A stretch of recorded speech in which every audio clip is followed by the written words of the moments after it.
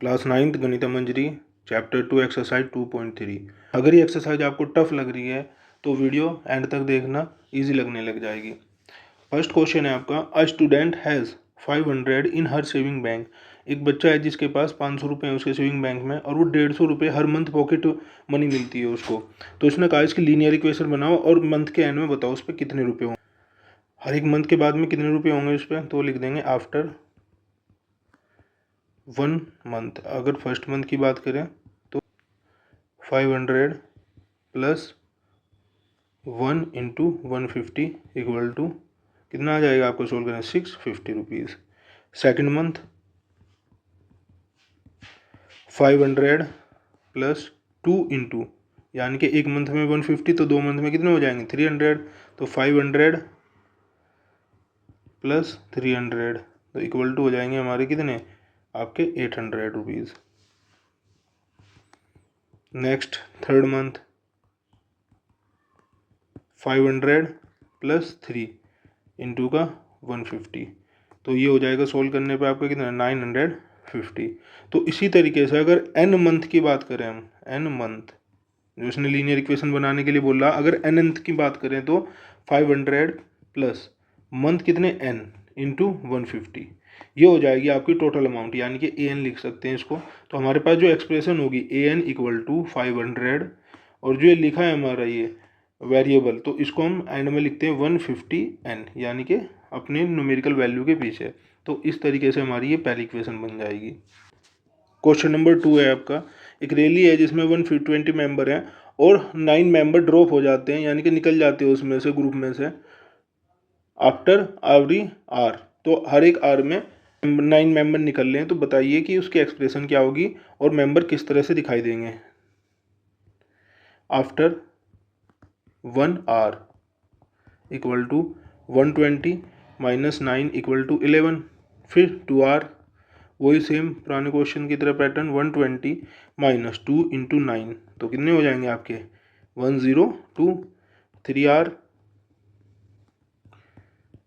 120 minus 3 into 9 equal to कितना हो गया आपके 93। तो सो ऑन इसी तरीके से एन आर में, एन आर्स 120 माइनस, देखो वेरिएबल कौन है यहाँ पे आर, तो यहाँ पे 1 आर था, तो यहाँ पे 2, यहाँ पे 3, तो यहाँ पे कितना हो जाएगा एन आर इंटू 9, ये फिक्स वैल्यू है हमारी।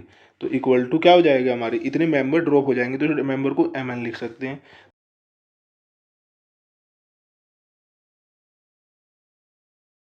एम एन मेंबर की एक्सप्रेशन हो जाएगी 120 minus n in 9 to N.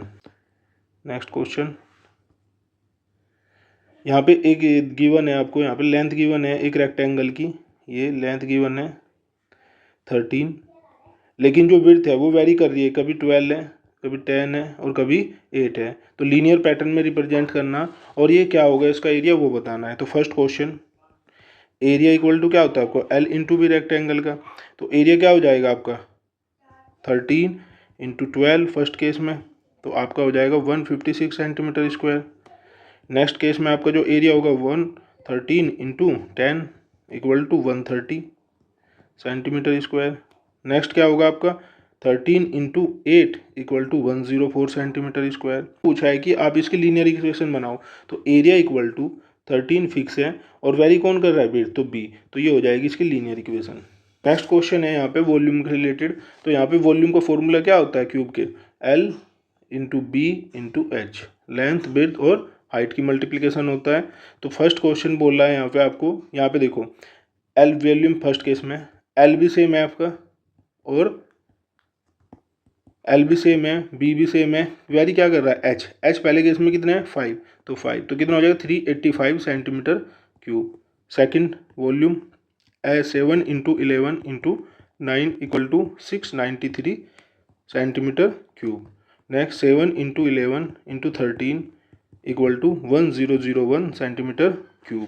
तो अगर हम इस तरफ वॉल्यूम क्या है, वॉल्यूम जो होगा हमारा फाइनल जो एक्सप्रेशन के लिए पूछा है इसने, तो यहाँ 7 इंटू 11 तो एज इट इज़, वेरी कौन कर रहा है हाइट, तो इंटू एच, तो हम लिख सकते हैं v इंटू 77 इंटू एच, ये हमारी फाइनल एक्सप्रेशन हो जाएगी। Question number 5, Sridhar reading book 500 pages, see 200 pages every day. अगर वो 20 पेज हर दिन पढ़ती है तो बताइए how many page left in 15 days, 15 days बाद कितने लेफ्ट बचेंगे उसके पास पे। तो हम लिखेंगे टोटल पेजेस बुक के जो हैं आपके 500 हैं। पेज रीड एवरी डे कितनी पड़ती है वो 20। तो पेजेस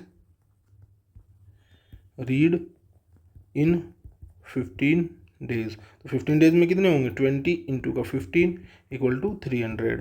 तो लेफ्ट जो बचेंगे pages left equal to 500 minus 300 equal to 200 pages left हो जाएंगे।